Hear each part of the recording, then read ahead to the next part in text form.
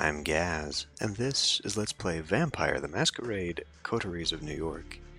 This is a visual novel adventure role-playing game, I guess. It's text-based, and I'm not super well-versed in the vampire setting or the World of Darkness universe that this takes place in, but I am familiar with the premise. Basically, the World of Darkness is a world with vampires and werewolves and angels and demons, and it's a gothic horror setting. Vampire the Masquerade was a role-playing game, became a card game like everything else in the 90s. Then they made some video games, and they tried to reboot the role-playing game, and I guess it sucked, so they brought back the Masquerade, and I'm not really sure what the current state of the lore and history is. But the basic premise is that the Masquerade is this thing where all vampires on Earth that are descended from the biblical Cain have this compact that they are trying to prevent the normie humans from knowing that they exist, or anything really, as part of the World of Darkness. And there are 13 clans that are all vying with one another for this, and a couple of factions and whatever. Apparently the character that we choose can be part of one of these clans, and then that character has sort of the role-playing obligations that if we make choices based upon who that character should be, it will have different effects on the story and the ending and all that sort of thing. So let's go ahead and begin a new game. Choose your clan. So the first is the Bruja. The rabble rebel against power and rage against authority. A seemingly insignificant man with significant ideas will join their ranks tonight. So the Bruja are a clan that I guess are part of the Anarchs, which is one of the factions that I'm unfamiliar with. I guess they're just anarchists who have rebelled against what I guess is the vampire authority of the Camarilla. The Bruja are actually interesting in that, yes, they are rebels here, but I guess they were once a part of the Camarilla. They are actually supposed to be descended of the Carthaginians, I think. And so they're like this fallen clan that were once mighty and now they're just not. The Ventru, the aristocratic blue bloods, embody wealth, sovereignty, and control. A top-level corporate executive will join their ranks tonight. So the Ventru are the nobility of the vampires. They are the head of this organization, and I guess are basically the main antagonist, protagonist, depending on what side you're on. Then we have the Toreador. The divas seek thrills of art, romance, and cruelty amidst stagnant undeath. A tormented artist will join their ranks tonight. The Toreador basically seem like they're hedonites. They're all about the pleasure and the experience, and I guess they probably would worship Slanesh in a different universe. We're going to go ahead and try Mr. Clan Bruja here, because I guess according to the description for this game, the main factions are the Camarilla and the Anarchs, and so I feel like choosing some go-it-alone Bruja Anarch might provide us with some interesting opportunities. We'll go with Eric, sure, fine. New York taught me to believe in fate. Had you asked me about fate back when I was a human, I would have told you it's just superstitious bullshit, that we are all designers of our own destinies. That belief shattered when the richest woman in the United States, the actual richest one, not a face you could have seen in the papers, of course, sank her teeth deep into my neck. It happened in the very same place you're standing in right now, by the way. Fate? You decide. Please, there's absolutely no need to be hostile. Just listen a little longer. See, my mistake was that I flew too close to the sun. It makes sense that my punishment was to never see its glow again. I was incandescent myself. I was hot shit. I had it all. Money, looks, confidence, connections, men, women, a career, and a spark in my eye, the one you need to be born with. And that's when someone far more powerful than me saw my radiance and thought, that won't do. She robbed me of the light erupting from within and gave me a subtle, enduring gleam in its place. She decided that would fit me much better. She was a ninth-generation kindred just like you, an apex predator. She probably enjoyed teaching me the peak of human excellence, my real place in the food chain. It's such an eyesore when you look at some loudmouth braggart and see them for what they really are. The temptation to teach them a lesson can be unbearable, right? Well, my sire's lesson was a lesson about fate, a message saying you're eternally doomed to be at the mercy of your sovereigns. It almost drove me to destroy myself. What saved me was the ability to reinterpret her teachings. Hers wasn't a message of doom, it was a message of hope. Fate exists, and one can shape it if given the right tools. My sire didn't believe my tools were fitting for the job. She considered them toys, and me just her amusing subject. Well, she's deader than dead now, and I'm still here, standing right where she stood when we first met. You might have wondered how I've learned about your arrival to JFK Airport. My answer is, of course, destiny. As luck would have it, today happened to be a day some of my associates were inspecting the coffins. Driving you here straight from the plane and having you wake up in such an unfamiliar place was a little desperate, and I do apologize for it. But it is so rare for you to visit New York. 3 times in the last 15 years, was it? And you're never eager to inform me you're here. I understand you still have that meeting on 53rd Street later tonight, so I'll provide a comfortable transport. I value our relationship very much, don't get me wrong. But it is precisely because I value it that I'm going to ask you to repay the favor you owe me. You're the only one I'd trust to do the job well, and without attracting attention. You might think I'm crazy asking you to breach the rules of our society like this. You might think it's impossible to get away with it unpunished. But this is New York, and I don't know about other cities, but in this one, fate really exists. And right now, it's smiling in your favor. This is how it begins. The music is pounding and your pulse is keeping pace. This is one of those nights that makes you feel alive, even though it started with you feeling dead. First came the messy breakup, then the realization you have nobody to talk to about how much it sucked. Still, you decided to roll with the punches. One Facebook search for local events later and you've found just the thing for your malaise. Short subway ride and you find yourself at the club just outside Dumbo. Not a fancy one, mind you, more like a slightly refurbished warehouse. But hey, at least the drinks are cheap. The DJ seems to really know his shit, too, alternating between cutting-edge industrial techno and classic Detroit crowd-pleasers, expertly feeling out everyone's mood. An hour passes, then 2. Usually you'd feel awkward coming to a place like this alone, but tonight you find something soothing in joining the crowd, blending in, even as you allow the beat to take over. Sweat, yours, other people's, soaks through your shirt and pants in a matter of minutes. A thought pops into your head. From the outside, the fully packed club must seem like a stuffy, smelly nightmare. But here, in the thick of it, it becomes exhilarating. And you're not even on a pill tonight. There's this Latina chick whose curves are accentuated by the light dress clinging to her body, and she keeps bumping into you. Something tells you it only seems incidental. Yeah, it's a good night. You wish it could last forever, because you know all too well what the next day holds. Waking up, getting dressed for work, the commute, the 9-to-5 grind that will make you just enough money to pay the rent and keep living in your overpriced shithole of an apartment. With Jessica moving out, it'll all be coming out of your pocket. You run some quick calculations in your head and immediately come to regret that you did. Never mind. You spot the Latina again. She is now next to another guy hitting it off. Your chance of not going to bed alone? Gone. Just like that. Fuck. Your mood temporarily shot down, you leave the dance floor and stumble your way to the filthy bathroom. You take a look in the mirror and start to wash your face, obsessively. Over and over again. A voice from the past echoes in your mind. I've never felt like this with anyone. Seriously, I mean it. I feel like all of my relationships up to this point were just test runs, a shitty way to compensate for my low self-esteem. But this feels right. Finally. Shut up, Jess. This was the craziest fucking day of my life. God, I need a smoke. Pass me a light. What do you mean, cops took the lighter? There's one in your mouth. Just shut the hell up. This is not you. Not anymore. Oh, fuck off. This is so like you, acting like some sort of Clint Eastwood wannabe when I really, really need you to open up. You think you're impressing people with this tough guy act? Fuck you. I know how broken you really are. You need therapy. Yeah, now that sounds like the Jessica of today. You raise your head and look in the mirror. You try to smile, but all you can muster is a self-pitying grin. And there she is, the Latina from before. She says you look like you need a drink. You hesitate for a second or two and then blurt out a surprisingly enthusiastic, "Yeah." You start to talk. It quickly becomes evident that she's into politics, and you are eager to please.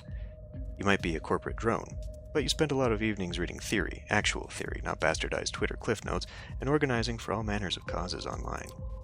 The status quo sucks, there must be something better. She agrees. You seem to subscribe to the same progressive political theories, have compatible ideas about the DSA's missteps, even watch the same YouTube channels. Your goals are aligned. She's a bit more radical than you'd have guessed. You attended a few rallies, been to a few protests, but this girl sounds like she broke her share of faces and kicked more than a couple cops in the nuts over the course of her activist career. Her zeal is infectious. She taps into pent-up anger that you didn't know you had. The noisy club stops working for you both, so you hit the streets. Just as you're leaving, the DJ starts playing All the Things She Said by Tattoo. Of course. You chuckle to yourself, trying not to slip into a bad headspace. She chuckles along with you. It's chilly outside, but soon enough you find yourself too invested in listening to the girl's voice to care about anything else. You realize you've been holding hands for a while. The subway car is empty, save for a stoic middle-aged couple and a drunk staring intently at his own feet. Plenty of room to stretch out, and yet she sits right next to you. You can feel her thigh pressing into yours, her breath on the side of your neck. Maybe it's the booze talking, but you distinctly hear your voice asking if she'd like to crash at your place. "I've got a better idea," she says. At this point, you're down for anything as long as it lets you spend just a few more minutes with her. She takes you to a sleazy motel in the Bronx, trading a few words with the balding, tired-looking guy at the front desk. He hands her a key. Still holding your hand, the woman leads you up the stairs. The room you end up in is almost comically stereotypical, complete with flaking paint and a sticky floor. Not that it matters, though. The moment you step through the door, she's on you. You try to take the lead, but she's having none of it. Before you know it, you feel the rickety bed pressing against your back. It's sloppy, fun, fierce, and not once does she lose the initiative. Your hands reach under her t-shirt. Strange, it didn't look like she was cold outside, but now her skin feels eerily cool. As if sensing your confusion, she slaps your hands off of her. She kisses your neck. You're overwhelmed by the sensation. Darkness. The taste of liquid fire and smoke on your tongue.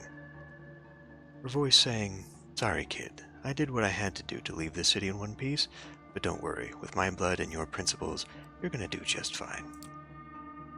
She slams the motel room door behind her as she leaves. You lie helpless on the soiled, pungent mattress for some time, minutes, hours, before you can focus enough to try and piece together your evening. It hits you. The big hunger. It grips you by the throat and makes your insides shrivel in terror. It's an all-encompassing emptiness that throws you on all fours.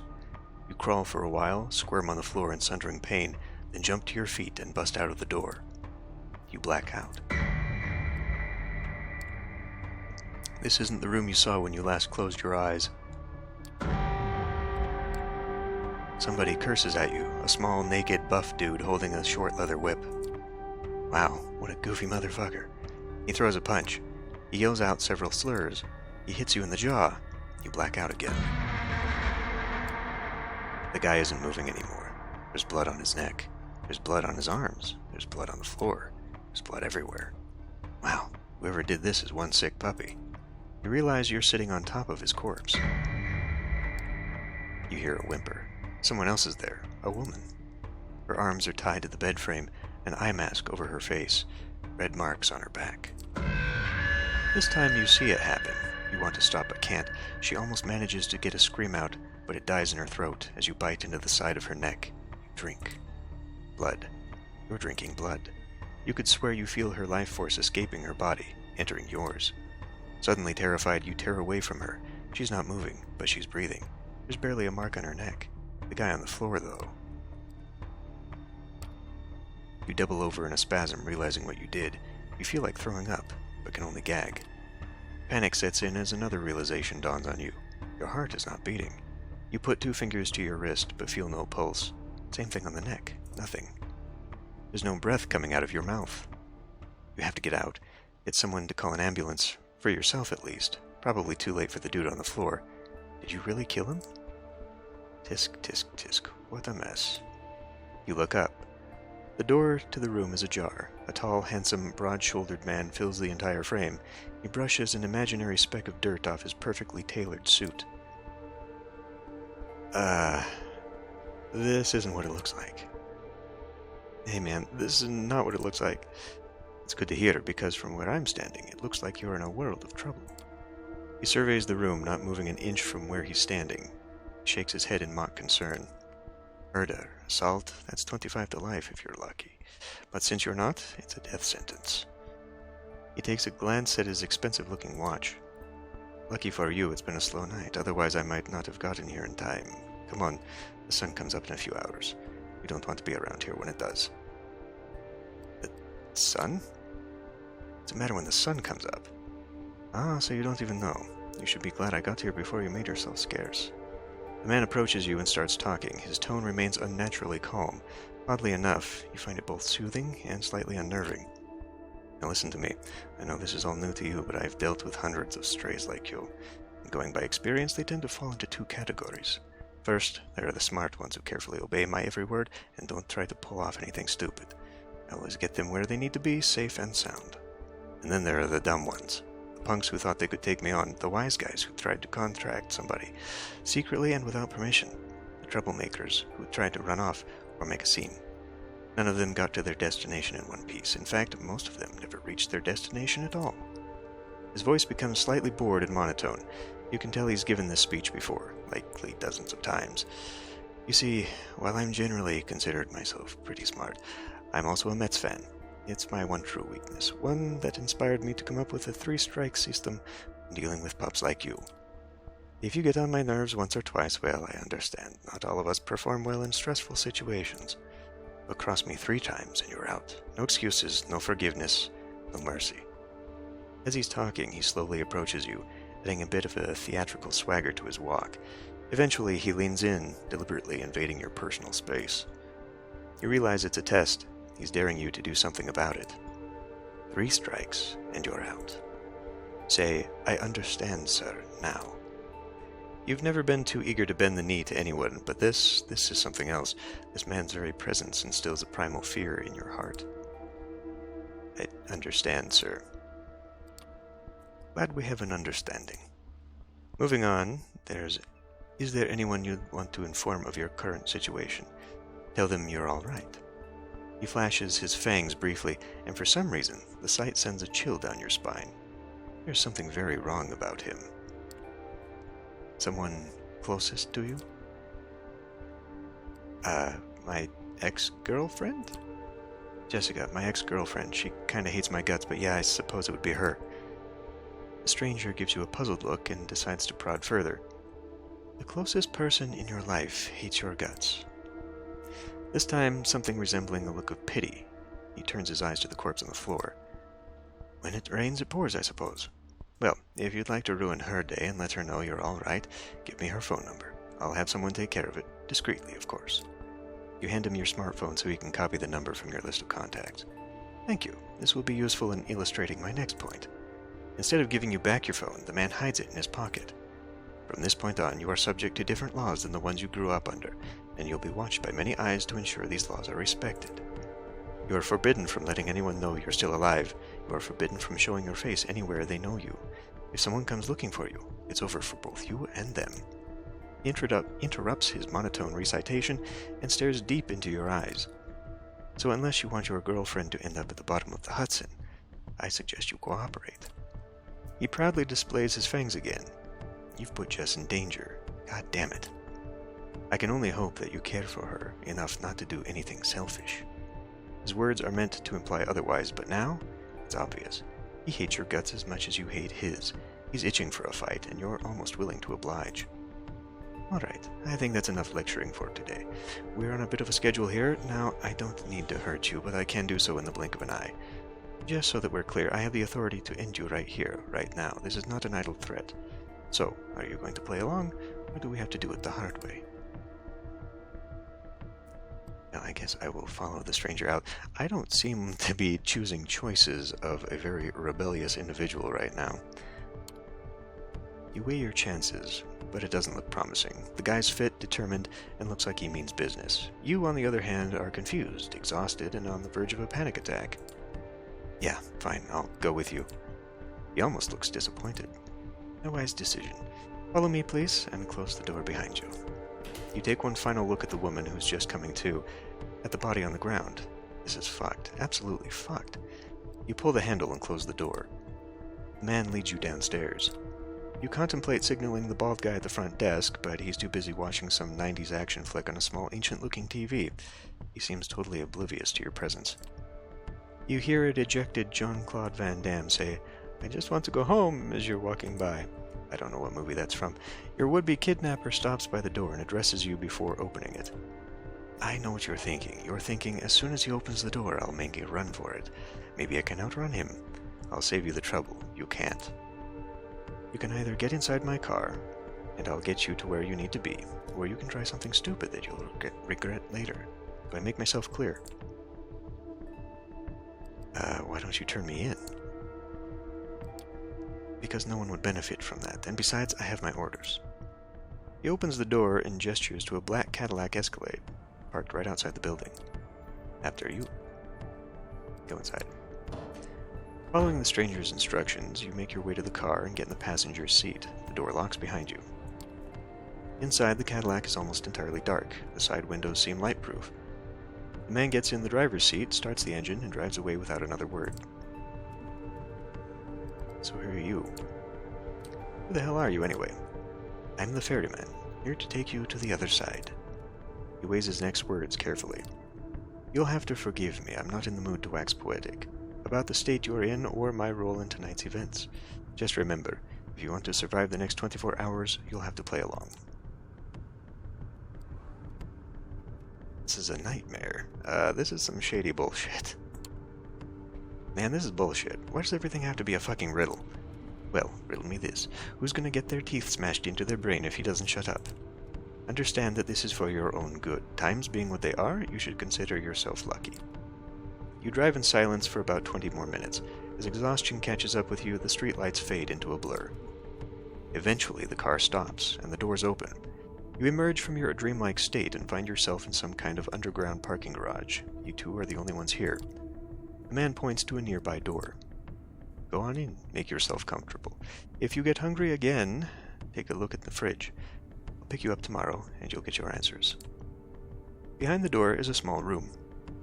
No windows, just a simple bed and a single light bulb hanging from the ceiling. A small fridge is humming away in the corner, accompanied by a rattling AC fan in the wall. Guess I have to trust you. It took you this long to figure out? Remember, when I said you were lucky, I meant it. See, my job is to get rid of problems, but I'm not always as polite about it. This time, I was specifically told to mind my manners. So believe me when I tell you, considering how this night could have turned out, being stuck in here for a night is a really good deal. Now get in or I'll throw you in. Step inside. The stranger nods. Good night. He closes the door behind you. It looks sturdy, but as he's locking it, you notice claw marks all over. Looks like some previous guests weren't satisfied with their stay. You decide not to dwell on it and check the fridge. There's a single plastic bag there filled with red liquid. No label. Tomato soup? You feel sick to your stomach. Best to leave it for now. You lie down on the bed. It's a simple mattress on a metal frame. You can't help but think it looks exactly like the one back at the hotel with the bound woman. Oh, right. You killed a man tonight. Or did you? Maybe none of this is real. Maybe it's all an elaborate prank. The girl at the club just might have put her up to it. The tall guy's clearly in on it, too. Now he's back with them, and they're all laughing their asses off. You don't know what to think anymore. Your mind races, but you're too tired to keep it going. Finally, you tense up one last time before drifting away into oblivion. And I think I need a break from reading, so we're going to end it here.